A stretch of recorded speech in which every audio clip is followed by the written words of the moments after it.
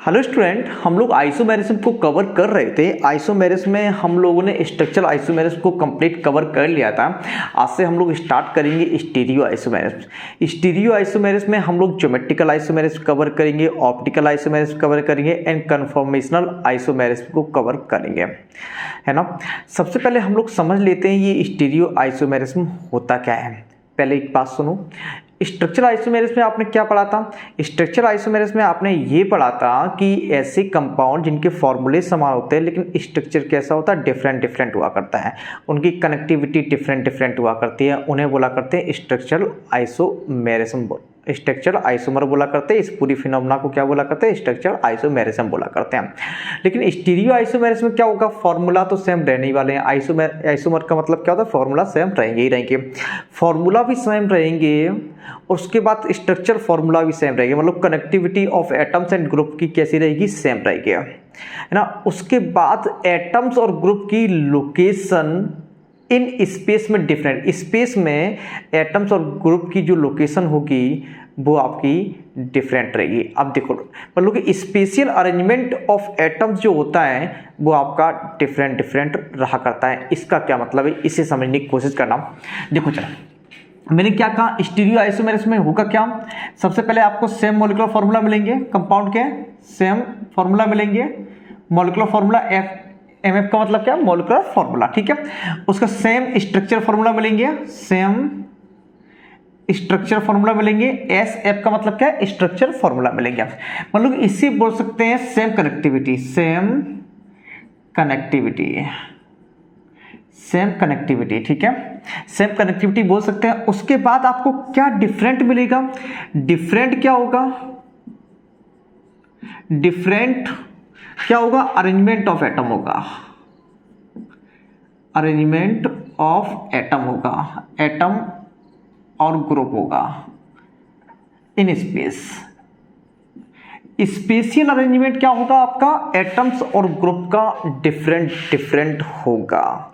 बात समझ में नहीं आई? क्या समझो, एक एग्जांपल से देखो। चलो, जैसे मान लेते हैं ये है आपका ये कोई कंपाउंड है ABCD, उसमें 3-4 एलिमेंट है ABCD, है ना, ये आपस में जुड़े हुए हैं। उसके बाद अगर हम ऐसा लिखें ACBD, अगर हम ऐसा लिखें ACBD,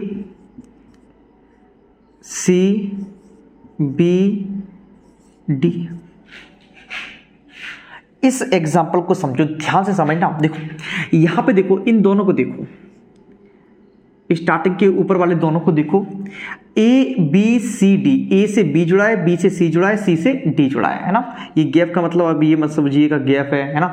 ये सीक्वेंस क्या है? A से B जुड़ा है, B से C जुड़ा है और C से D जुड़ा है। यहां पर देखो A से C जुड़ा है, कनेक्टिविटी क्या है? डिफरेंट है ना, सेम कनेक्टिविटी नहीं है ना। A से C जुड़ा है, C से B जुड़ा है, B से D जुड़ा है। इसे बोला करते हैं, इन्हें बोला करते हैं स्ट्रक्चरल आइसोमर।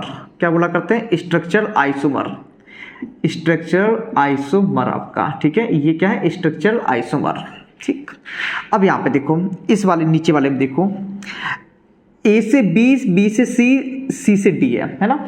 नीचे वाले में देखो, A से क्या है? C है, C से क्या है? B है। ये तो वही लिख दिया, एक मिनट रुकना। देखो चलो ऐसे ABCD, यहां पे जरा समझो, इस एग्जांपल को समझो ध्यान से। A से कौन जुड़ा है? यहां पर भी A से B था, B से C था और C से D था। यहां पर भी देखो A से B है, B से C है और C से D है। देखो ये कनेक्टिविटी इसके समान ही तो है। ये वाला, पहला वाला और तीसरा वाला, ये मान ली पहला, ये दूसरा, ये तीसरा, है ना। ये देखो कनेक्टिविटी ABCD, ये कनेक्टिविटी सेम है ना। यहां पे देखो A से B है, B से C है, C से D है। ये भी कनेक्टिविटी वही है जो ऊपर वाले की है, कनेक्टिविटी सेम है। लेकिन यहां पे देखो एटम्स का अरेंजमेंट देखो, A के ऊपर B है, C के नीचे D है। एटम्स का अरेंजमेंट डिफरेंट डिफरेंट है। यहां पे सीक्वेंस एक जैसे लग रहे हैं, सामने अरेंजमेंट जो है बिल्कुल सीधा है। यहां पे देखो अरेंजमेंट जो है एक ऊपर जा रहा है, एक नीचे जा रहा है। स्पेस में अरेंजमेंट इसका डिफरेंट डिफरेंट है। तो AC जो होगा आपका पहला और तीसरा जो होंगे वो आपके स्टीरियो आइसोमर होंगे। क्या होंगे? आपके स्टीरियो आइसोमर होंगे। और पहले और दूसरे क्या होंगे आपके? पहले और दूसरे क्या थे आपके? वो आपके स्ट्रक्चरल आइसोमर थे, जो मैं आपको पढ़ा चुका हूं पूरा। नहीं समझ में आया? फिर से समझें एक बार। चलो, ABC इस सीक्वेंस में लगे हुए हैं। जैसी कनेक्टिविटी यहाँ पे थी, बेसिक कनेक्टिविटी A से B, B से C, C से D, बेसिक कनेक्टिविटी यहाँ पर है, लेकिन अरेंजमेंट जो है ग्रुप्स का वो अलग अलग है, अलग अलग लोकेशन पे है। A से B ऊपर है, C से D नीचे लगा हुआ है। अगर ऐसा कुछ होता है, अरेंजमेंट ऑफ लोकेशन और कनेक्टिविटी सेम रहती है, और स्पेस में एटम्स ऑफ ग्रुप का अरेंजमेंट अगर डिफरेंट रहता है, तो ऐसी आइसोमेरिज्म को हम लोग बोला करते हैं स्टीरियो आइसोमेरिज्म। स्टीरियो आइसोमेरिज्म में हम लोग 3 प्रकार की आइसोमेरिज्म पढ़ेंगे: geometrical isomerism, optical isomerism and conformational isomerism. सबसे पहले हम लोग बात करेंगे ज्योमेट्रिकल आइसोमेरिज्म की, है ना। किसकी बात करेंगे? Geometrical isomerism. ये आपको समझ में आ गया होगा, है ना। तो सबसे पहले आपसे बात करते हैं हम ज्योमेट्रिकल आइसोमेरिज्म की। देखो जरा,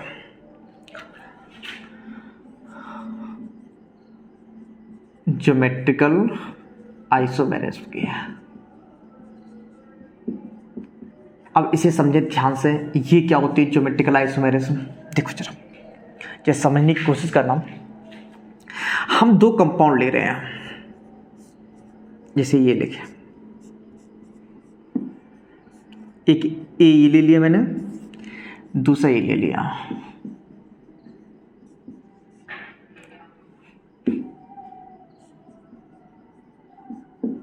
बी ले लिया।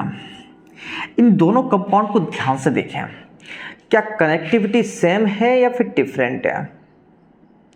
क्या जब देखो कनेक्टिविटी सेम है या डिफरेंट, इसे देखते हैं। इस डबल बॉन्डेड कार्बन को देखो, इस कार्बन को देखो, इससे एक H एक CH3 है, यहाँ पर भी एक H एक CH3 है, कनेक्टिविटी सेम है। ये CH3 इस कार्बन से जुड़ा है, ये H भी इस कार्बन से, कनेक्टिविटी सेम है। इससे भी एक H और एक CH3 देखो, कनेक्टिविटी सेम है, H और CH3 है। लेकिन है क्या डिफरेंट? क्या है यहाँ पर? देखो, यहाँ पर देखो CH3 नीचे साइड में है, इस ए में देखो CH3 नीचे साइड में है, इस डायरेक्शन में नीचे साइड जा रहा है। और उसमें देखो ऊपर CH3 ऊपर साइड में है। यहाँ पे देखो इस कार्बन पर H ऊपर साइड में है, यहाँ पे H नीचे साइड में है। यहाँ पे देखो H ऊपर साइड है और यहाँ CH3 नीचे साइड है।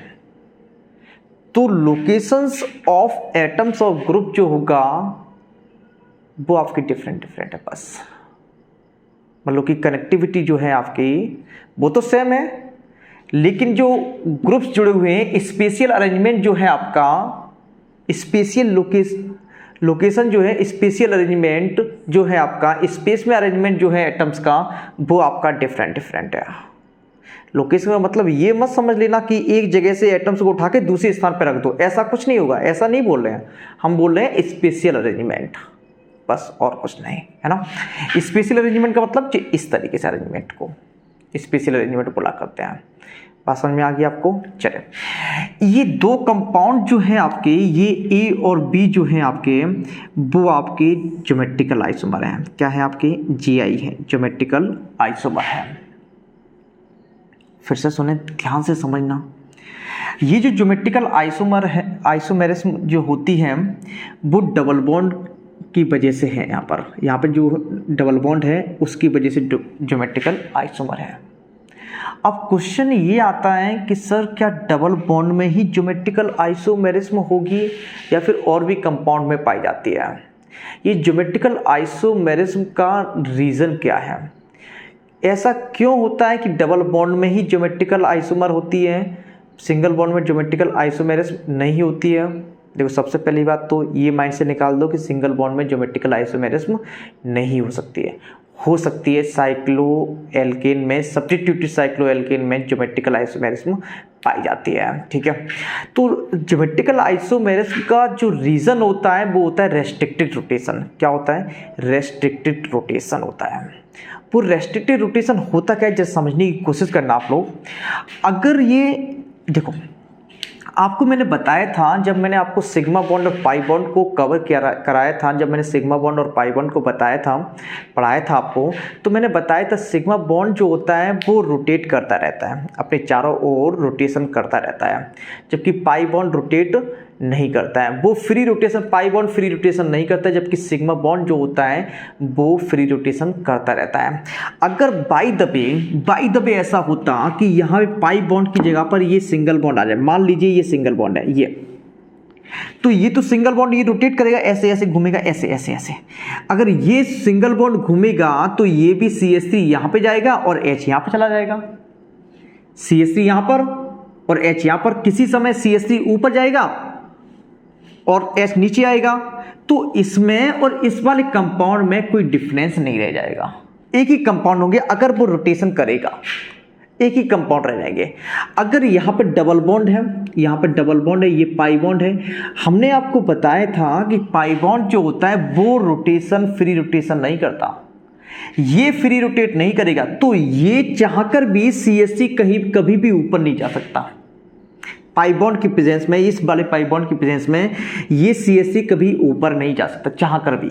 इसी तरीके से H कभी भी ऊपर नहीं जा सकता, है ना, क्योंकि रोटेशन पॉसिबल ही नहीं है। जैसे सिग्मा बॉन्ड कर सकता है वैसा पाई बॉन्ड नहीं कर सकता, रोटेशन पॉसिबल ही नहीं है। यहाँ पे रोटेशन रेस्ट्रिक्ट है, यहाँ पे रोटेशन नहीं हो सकता, रोटेशन पॉसिबल नहीं है, रेस्ट्रिक्टेड रोटेशन है, जिसकी वजह से ये दोनों मॉलिक्यूल कैसे हैं, डिफरेंट मॉलिक्यूल है। इनकी केमिकल प्रॉपर्टीज क्या है, आपकी अलग अलग होती है, केमिकल प्रॉपर्टीज अलग अलग होती हैं, फिजिकल प्रॉपर्टीज भी क्या होती हैं, आपकी अलग अलग हुआ करती हैं। समझ में आ गया? तो आपसे कोई अगर पूछे तो कि ज्योमेट्रिकल आइसोमेरिज्म का रीजन क्या है, तो आप सिर्फ इतना बताएंगे, रेस्ट्रिक्टेड रोटेशन है। समझ में आ गया क्या मैंने कहा, रेस्ट्रिक्टेड रोटेशन है। चलिए अब बात ये आती है कि ज्योमेट्रिकल आइसोमेरिज्म का रीजन तो ठीक है, रेस्ट्रिक्टेड रोटेशन हो गया, लेकिन क्या ये रेस्ट्रिक्टेड रोटेशन जो होता है सिर्फ ये एल्कीन में ही पाई जाती है, या फिर ज्योमेट्रिकल आइसोमेरिज्म जो है सिर्फ एल्कीन में ही होगी और किसी कंपाउंड में होगी या नहीं होगी? तो जरा समझो ध्यान से। तो जो ज्योमेट्रिकल आइसोमेरिज्म होती है वो बहुत सारे कंपाउंड में पाई जाती है। कौन कौन से? सबसे पहले डबल बॉन्डेड सिस्टम में, एल्कीन में तो पाई जाएगी लेकिन डबल बॉन्डेड सिस्टम में भी पाई जाती है। देखो जरा, क्या सभी एल्कीन में पाई जाती है? ऐसा नहीं होता है, सभी एल्कीन्स में नहीं पाई जाती है ज्योमेट्रिकल आइसोमेरिज्म। कहाँ पाई जाती है, जरा समझे ध्यान से। ज्योमेट्रिकल आइसोमेरिज्म आपको देखने को मिलेगी डबल बॉन्डेड सिस्टम में, डबल बॉन्डेड सिस्टम में, डबल बॉन्डेड सिस्टम में कौन कौन से डबल बॉन्डेड सिस्टम हो सकते हैं? कार्बन, डबल बॉन्डेड कार्बन हो सकता है, कार्बन डबल बॉन्ड N हो सकता है, और N डबल बॉन्ड N हो सकता है। ये डबल बॉन्डेड सिस्टम हो सकता है, ठीक है। और कहां पाई जा सकती है? सब्स्टिट्यूटेड साइक्लोएल्केन में, सब्स्टिट्यूटेड साइक्लोएल्केन में, और साइक्लोएल्केन में भी पाई जा सकती है। उसके बाद रेजोनेटिंग स्ट्रक्चर में भी कभी कभी ज्योमेट्रिकल आइसोमेरिज्म देखने को मिलती है, रेजोनेटिंग स्ट्रक्चर में। उसके बाद ट्राइफिनाइल सिस्टम में, ट्राइफिनाइल सिस्टम में पाई जाती है ये, है ना। कभी कभी बाईसाइक्लो कंपाउंड में भी पाई जाती है ज्योमेट्रिकल आइसोमेरिज्म, बाईसाइक्लो कंपाउंड, ठीक है। मैंने क्या कहा जी, देखो जरा, इतने सारे सिस्टम में, इतने सारे कंपाउंड में ज्योमेट्रिकल आइसोमेरिज्म पॉसिबल होते हैं। कौन कौन से? डबल बॉन्डेड सिस्टम में पाई जाती है ज्योमेट्रिकल आइसोमेरिज्म, और सब्स्टिट्यूटेड साइक्लोएल्केन में ज्योमेट्रिकल आइसोमेरिज्म पाई जाती है, साइक्लोएल्केन में पाई जाती है ज्योमेट्रिकल, और रेजोनेटिंग स्ट्रक्चर में भी ज्योमेट्रिकल आइसोमेरिज्म पाई जाती है। Triphenyl system and bicyclo compound में भी ज्योमेट्रिकल आइसोमेरिज्म पाई जाती है। अब हम बात करते हैं, सबसे पहला जो है आपका सबसे पहले कौन सा है आपका? डबल बॉन्डेड सिस्टम है, ठीक है, डबल बॉन्डेड सिस्टम है ना। देखो जरा, एक मिनट ना, ये हम मिटा दें, ये मिटा दें, ठीक है, आप लोग लिख लेना। सबसे पहले हम बात करेंगे डबल बॉन्डेड सिस्टम की, है ना, इसे मिटा देना, ठीक है। Geometrical isomerism in double bonded system, देखो जरा, पहला कौन सा है? Double bonded system, double bonded system. देखो जरा मेरी बात समझना, मैंने क्या बताया था, डबल बॉन्ड सिस्टम में कहाँ का ज्योमेट्रिकल आइसोमर पॉसिबल होती है, सी डबल बॉन्ड सी के बीच में और सी डबल बॉन्ड एन और N double bond N. Just समझने की कोशिश करना कब इन डबल बॉन्ड सिस्टम में ज्योमेट्रिकल आइसोमेरिस पॉसिबल होगी, जरा समझे ध्यान से।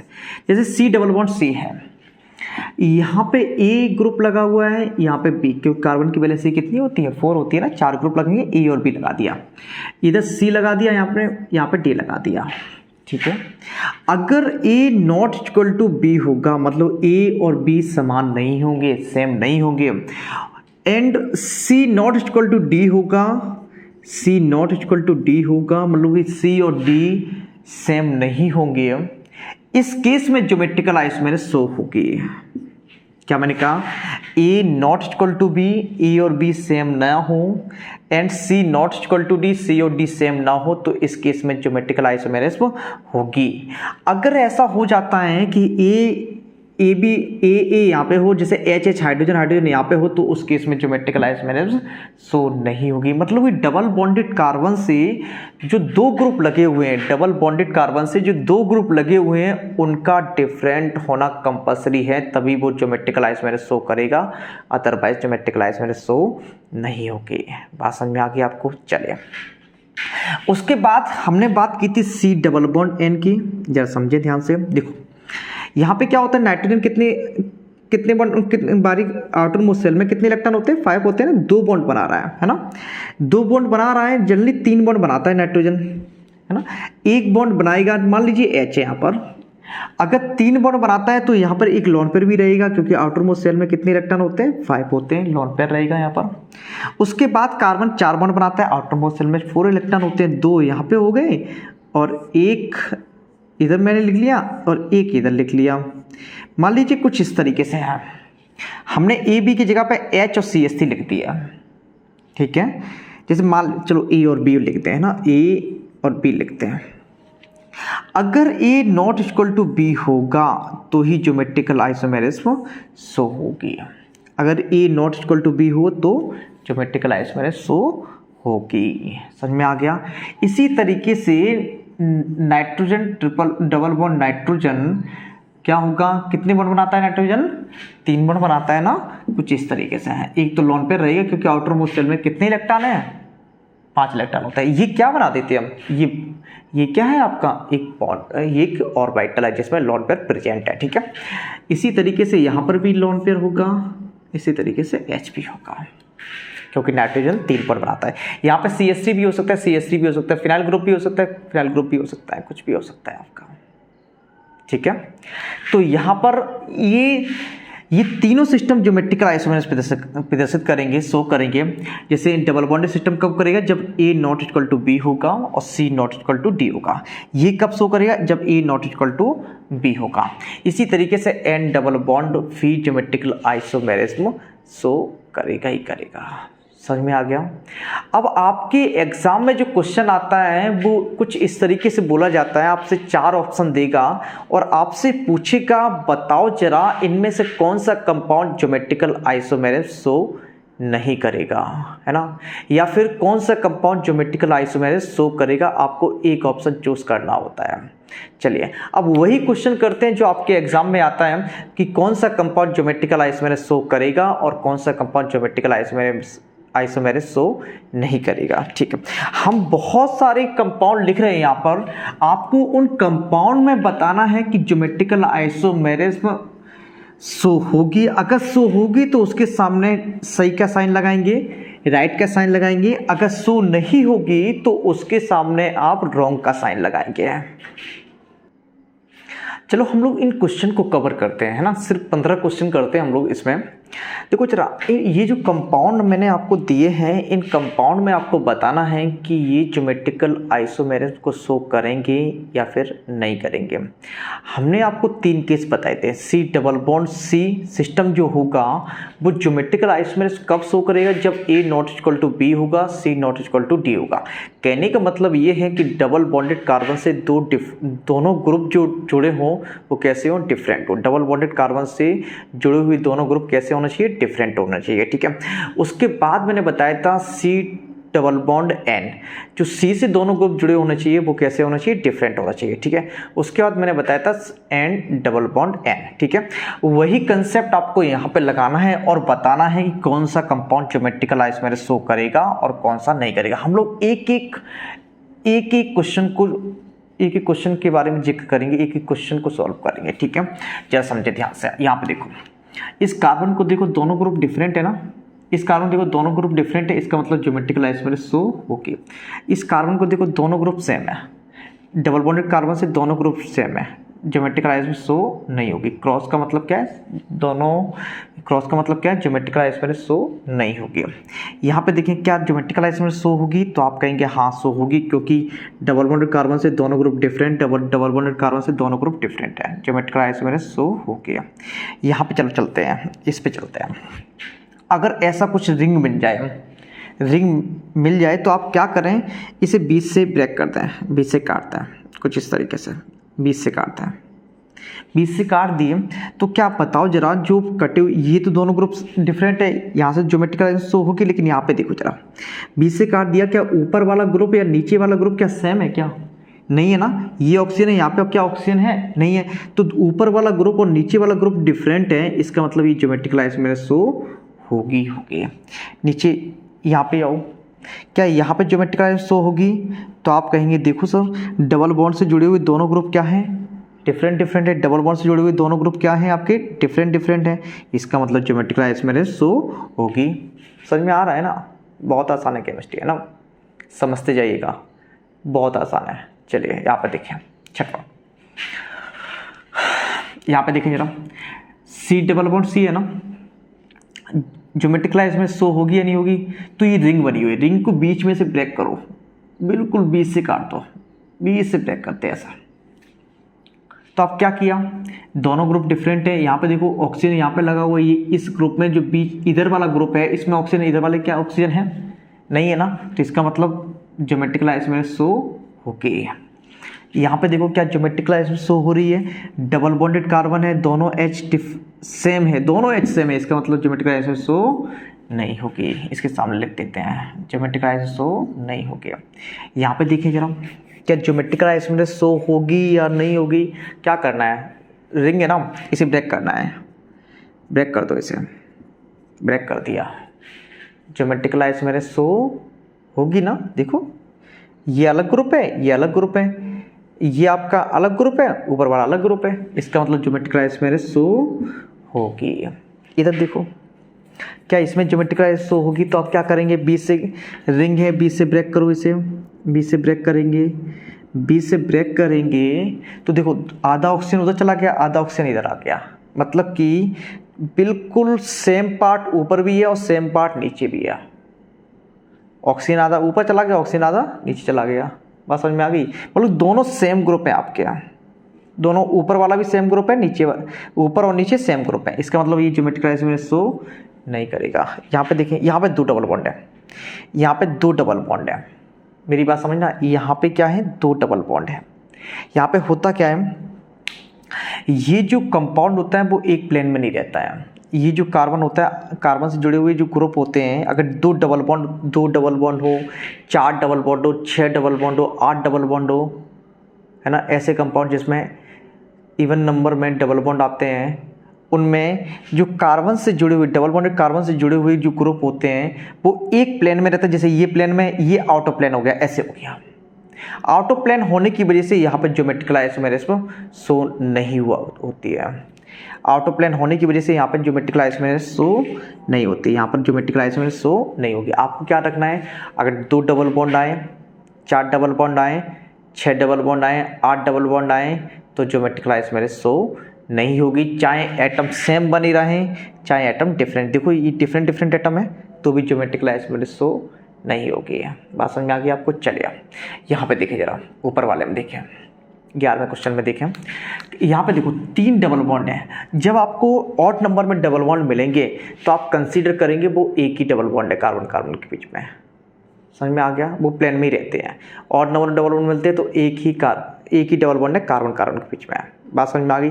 आपको दिख जरूर रहेंगे होंगे 5 हैं, 3 हैं, 5 हैं, 7 हैं, 9 हैं, लेकिन आप कंसीडर क्या करेंगे, एक ही डबल बॉन्ड है कार्बन कार्बन के बीच में, उसी को लेकर आप क्वेश्चन को सॉल्व करेंगे। जैसे आप मान लीजिए एक ही डबल बॉन्ड है कार्बन कार्बन के बीच में है, देखो ऑड नंबर में है ना ये डबल बॉन्ड, तो आप क्या करेंगे, देखो दोनों ग्रुप डिफरेंट है, दोनों ग्रुप डिफरेंट है, इसका मतलब ज्योमेट्रिकल आइसोमेरिज्म शो होगी। यहाँ पे आओ, दो डबल बॉन्ड है, जैसे ही आपने दो डबल बॉन्ड देखे तो ये जो ग्रुप्स होगा वो आउट ऑफ प्लेन चला जाएगा, इसका मतलब ज्योमेट्रिकल आइसोमेरिज्म शो नहीं होगी।